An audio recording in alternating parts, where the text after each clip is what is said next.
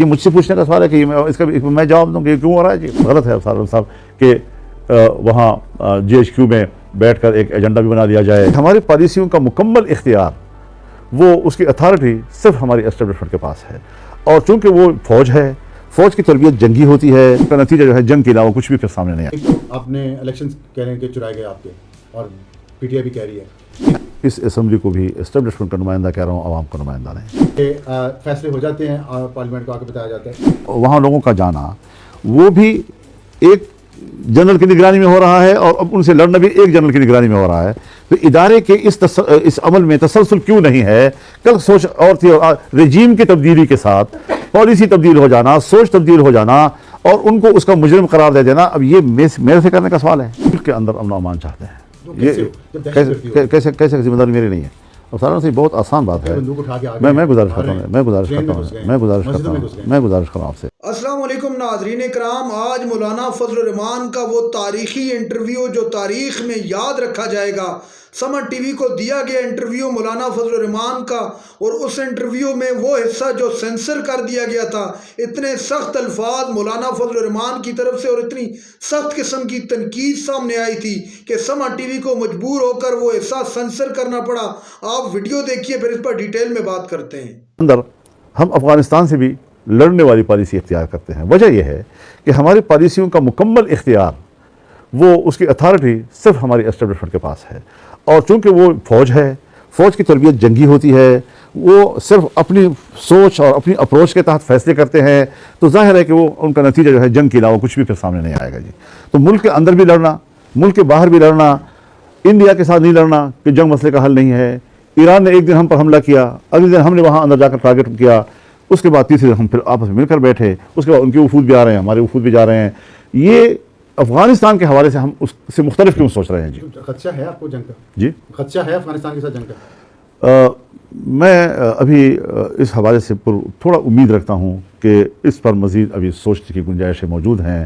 یکدم یہ کہہ دینا کہ جنگ کا خطرہ ہے اور خدشہ ہے، یہ نہ میں افغانستان کے لیے مفید سمجھتا ہوں اور نہ پاکستان کے لیے مفید سمجھتا ہوں. میں اپنی گفتگو میں ضرور احتیاط برتوں گا کہ اگر ہم اس کی طرف کچھ تھوڑا سا آگے بڑھ رہے ہیں تو ہمیں قدم روک دینی چاہیے، اور ہمیں ایک ہم جہت ایک جامع ایک حکمت عملی کی طرف جانا چاہیے. غلط ہے سالم صاحب کہ وہاں GHQ میں بیٹھ کر ایک ایجنڈا بھی بنا دیا جائے، ایجنڈے کے تحت آپ حکمت عملی بھی طے کر لیں، آپ ان کے نتائج بھی طے کر لیں، اور پھر آ کر آپ ہمیں کہیں کہ جی اب آپ ہمیں سپورٹ کریں تاکہ ایک قومی موقف آئے.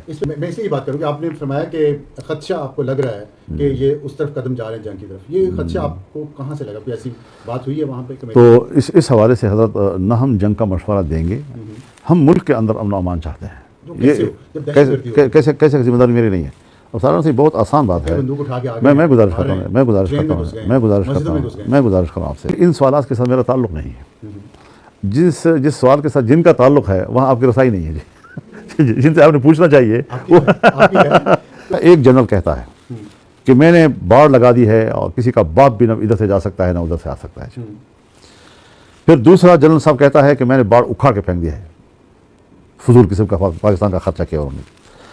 اب جنہوں نے باڑ لگائی تھی انہی کی دور میں لوگ واپس آئے، جنہوں نے باڑ لگائی انہی کی دور میں لوگ وہاں افغانستان گئے.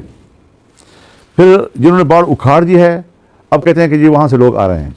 یہ وہاں سے لوگ آنا اور وہاں لوگوں کا جانا وہ بھی ایک جنرل کی نگرانی میں ہو رہا ہے، اور اب ان سے لڑنا بھی ایک جنرل کی نگرانی میں ہو رہا ہے.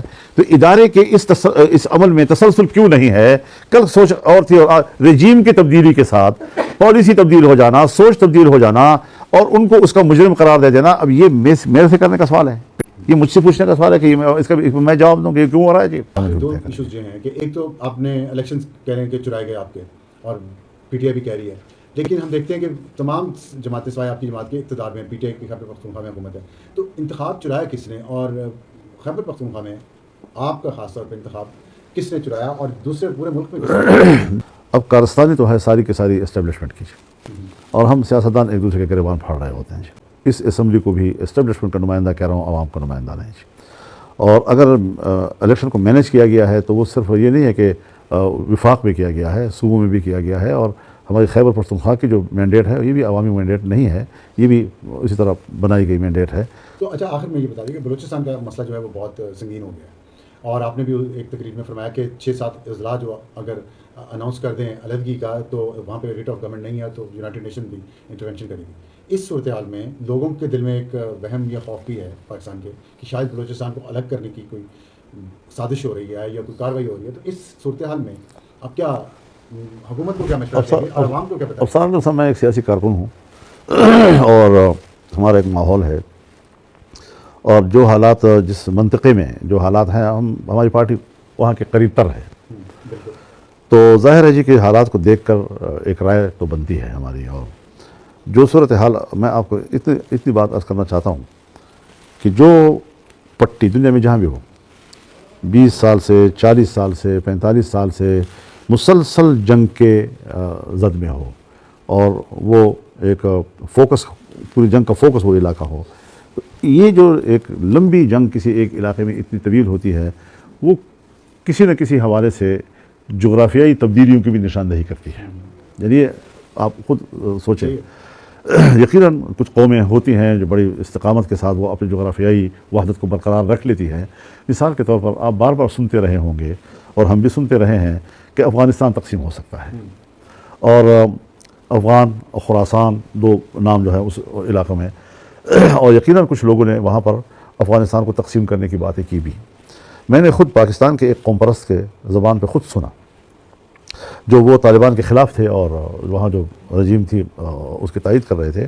مجھے کہا انہوں نے مجلس میں کہا کہ اگر طالبان دوبارہ آئے تو پھر مملکت خراسان ناگزیر ہوگا, پھر افغانستان تقسیم ہو جائے گا. لیکن ملا عمر کے زمانے میں بھی ہر چند کے شمال ان کے ساتھ نہیں تھا اس وقت ان کے ساتھ, لیکن پھر بھی ان نے تقسیم کے فلسفے کو ناکام بنایا.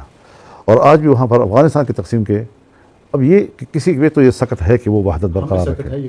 اب یہ اپنے بارے میں سوچنا ہوگا کہ ہم رفتہ رفتہ کمزور ہوتے جا رہے ہیں. ہماری جو اسٹیٹ رٹ ہے وہ کمزور ہوتی چلی جا رہی ہے. اس کا علاج یہ ہے کہ ہمیں مشاورت کے ذریعے سے حکمت عملیوں پر پالیسیوں پہ نظر ثانی کرنا, فیصلے کرنے سے پہلے پہلے اور جنگجویانہ ذہنیت جو ہے اس کو کس طرح تحلیل کریں, کس طرح کمزور کریں. اس کے ایک راستہ نہیں ہے, کئی راستے ہو سکتے ہیں. ہمیں سارے راستوں پہ کام کرنا چاہیے اور سیاسی ذہن جو ان علاقوں میں مؤثر ہے اس سیاسی ذہن کو لا کر ہمیں اتھارٹی نہیں چاہیے ہمیشہ کہ آپ نے ایک پپٹ جو ہے وہ سندھ میں بٹھا دیا, ایک کو بلوچستان میں بٹھا دیا, کسی کو کے پی میں بٹھا دیا, کسی کو پنجاب میں بٹھا دیا, کسی کو وفاق میں بٹھا دیا اور آپ خوش ہو رہے ہیں کہ بس اب تو قانون سازی آئین سازی میرے ہاتھ میں ہے اور جو میں فیصلہ کروں گا یہ لوگ تو میری ہی تائید کریں گے. اس کو پھر پبلک نہیں مانتی نا. اب بلوچستان میں کیا وہاں کی جو گورنمنٹ ہے یا اسمبلیوں میں جو لوگ ہیں وہ عوام کے سامنے جانے کی پوزیشن میں ہیں؟ ناظرین اکرام, آپ نے ویڈیو دیکھی. مولانا فضل الرحمان کا تاریخی انٹرویو تاریخ میں ہمیشہ یاد رکھا جائے گا اور ایک بڑی تحریک چلانے کی طرف بڑھ رہی ہے یہ لوگ. اس میں پاکستان تحریک انصاف ہے, JUI ہے, اور یہ لوگ سوچ رہے ہیں کہ آنے والے وقت میں ہم لوگ ایسے تگڑے قسم کا الائنس بنائیں کہ جس سے حکومت کو مشکلات کا سامنا کرنا پڑے.